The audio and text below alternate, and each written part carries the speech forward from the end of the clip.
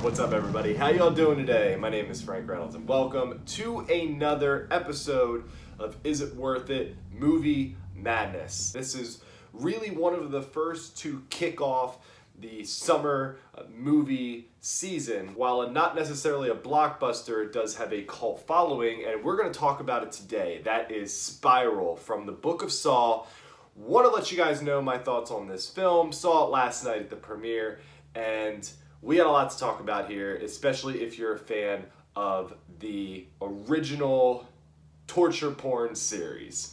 After talking about what I liked and what I did not like about the film, I will rank the Saw series for you guys so you have some perspective as to how this falls into play with the other 8 films. It's been 4 years since we got another Saw movie. That was, of course, Jigsaw that came after the original 7. Some people loved Jigsaw, some people hated Jigsaw. I'll let you know my thoughts on it a little bit later on.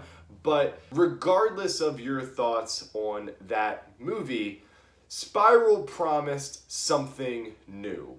In the lead up to the film, the main actors, Chris Rock, Samuel L. Jackson, director Darren Lynn Bousman, who's back after taking a long-term hiatus from the Saw series, of course he directed Saws 2, 3, and 4, explained how this movie was not a remake, but more or less a reboot set in the Saw universe, which was more or less a confusing statement until we saw that first trailer. Basically taking us down a new path set within this highest grossing of all time series, pertaining to horror movies, of course.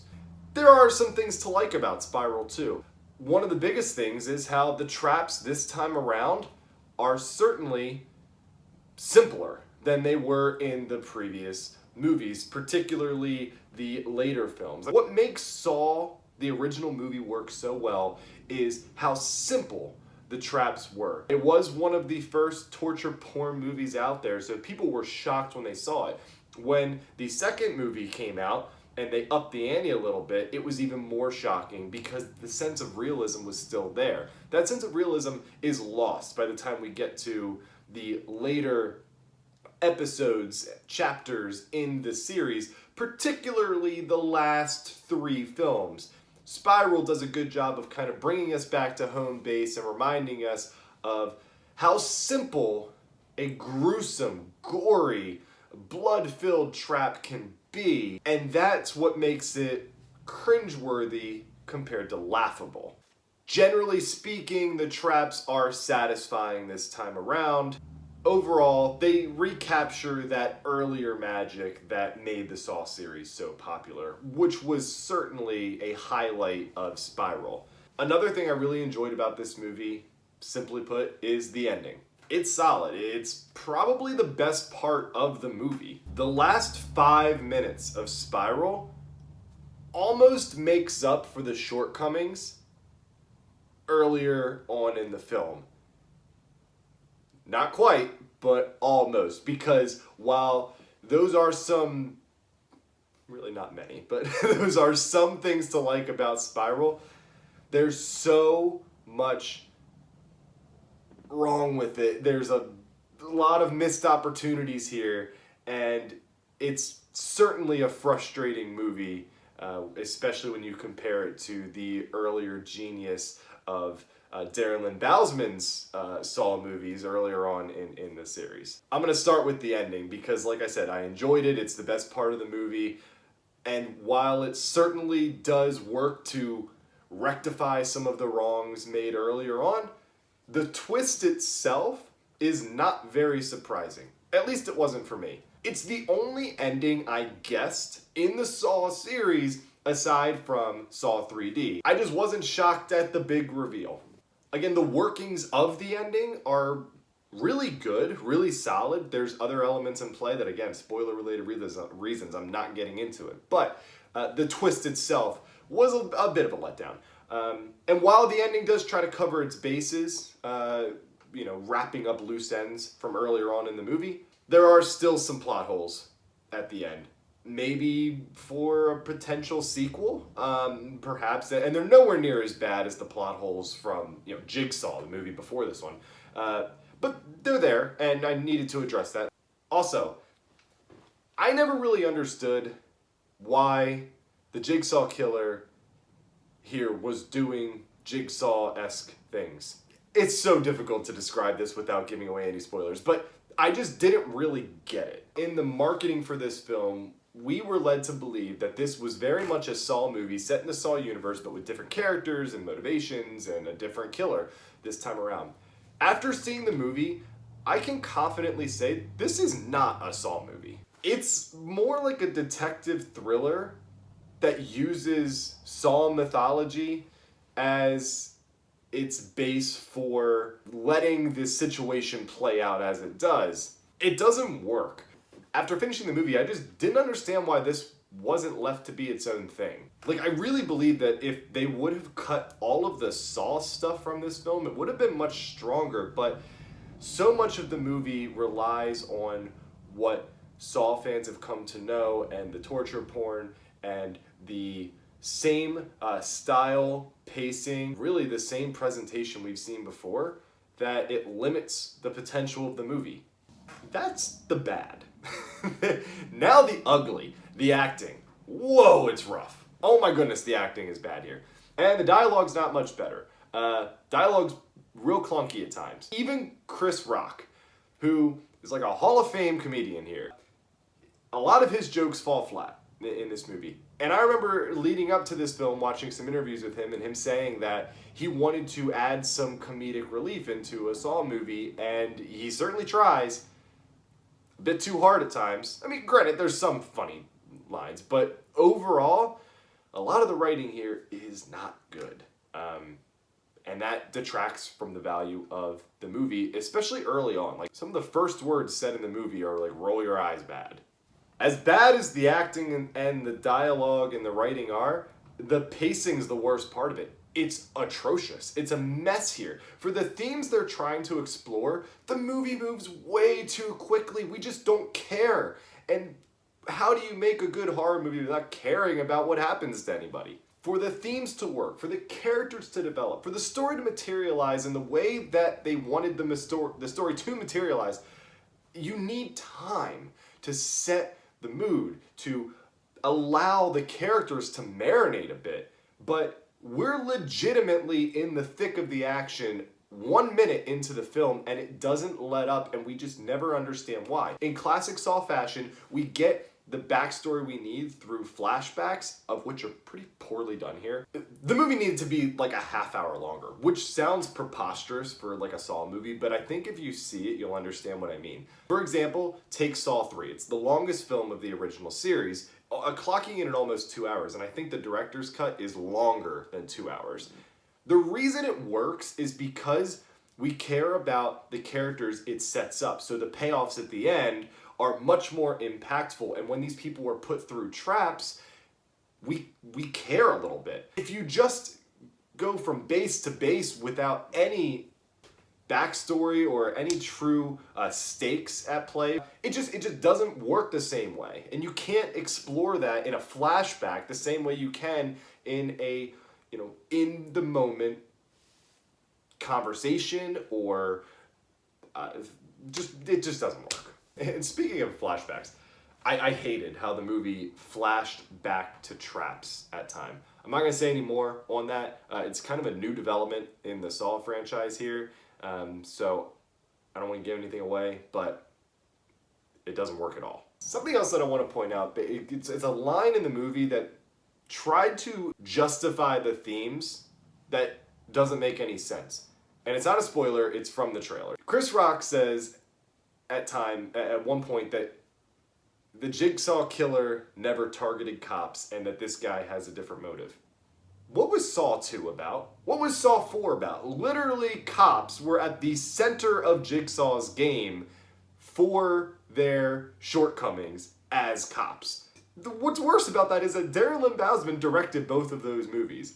So, the idea of justifying the purpose of the film with something that doesn't make any sense was just baffling. It was just baffling to me. I didn't get it at all. Okay, so is this movie worth it? No. It's not worth it. Here's who will like Spiral from the Book of Saw. Die-hard Saw fans. I mean, if you are like, Saw is your favorite series ever, you'll like it. But I'll tell you right now, Saw is one of my favorite horror series ever. I wasn't a big fan. That's coming from a Saw guy. 2, fans of traps, because the traps are decent here. You know, they serve their purpose well, and they achieve what they try to achieve. So if you're a fan of traps and you go to these movies for the gore, you're gonna like it, or at least you'll like those moments in the film. 3, people who go to see Saw movies for the twist. The twist itself, again, is not a huge shock. It wasn't to me anyway, but the conflict resolution aspect of the film was very good. It's the best part of the movie by far, as is the case with a lot of Saw movies, particularly the later ones. I mean, you look at Jigsaw. Is it a great movie? No. Is the ending the best part of the movie? Yes. Saw 3D. Is it a good movie? No. Is the ending the best part of the movie? Yes. I mean, so this is very much a theme with the later Saw movies here. And I do want to preface that with, this is not a Saw movie in the traditional sense, but it is in the Saw universe, so we're going to classify it as such. And when I say that, the problem with this movie is it just tries to make Saw something it's not, but it doesn't do it effectively. This wouldn't be an issue if they tried to use a fresh formula, but they just don't. It's the same thing we've seen before. It basically tries to be like a modern version of the movie Seven, but using the Saw formula we've seen over the last like 3 to 5 films. Just consider that in your head for a minute, and I think you'll get why that just doesn't have any appeal. It just results in this convoluted mess that just moves way too quickly for what it's trying to achieve. Way too quickly. In short, this movie tries its hardest to appeal to both Saw audiences and a new audience, and I'm afraid that instead it alienates both. Chris Rock had a good idea when he came to Lionsgate and said, I got this new Saw plan, but it tries too hard to be what the past films were while doing something new, and it just doesn't do it well. On the worthy meter, I gave Spiral from the Book of Saw a 44 out of 100, and even that feels a little high. Clearly you can see I wasn't too high on Spiral. Was certainly disappointed. Was looking forward to this movie for the last, year and a half? I mean, we're supposed to get it this time last year, and then obviously marketing started before that, so it's not the worst Saw though, right? It's certainly not the worst Saw. That distinction goes to Saw 3D.